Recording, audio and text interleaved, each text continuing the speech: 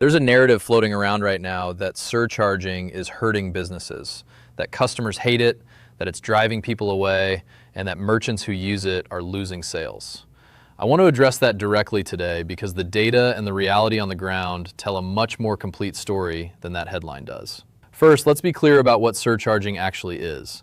When a customer pays with a credit card, the merchant is charged an interchange fee by the card networks and the issuing bank.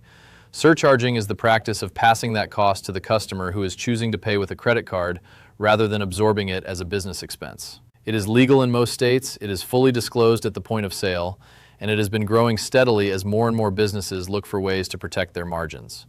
Now, is there consumer pushback? Yes, some. A recent survey did show that certain customers will cancel a transaction when they see a surcharge added to the bill.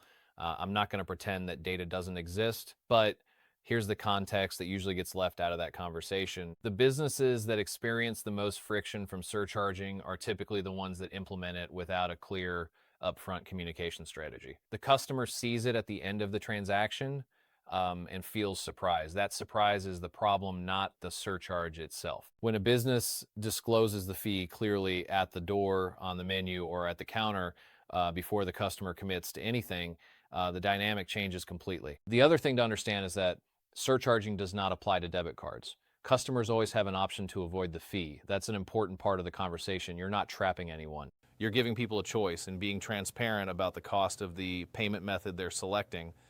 From a business perspective, the math is hard to argue with.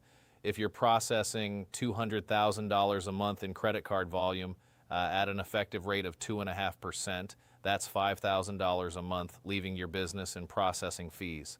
$55,000 over the course of a year. For a lot of businesses, that's profit. That's payroll, that's reinvestment capital.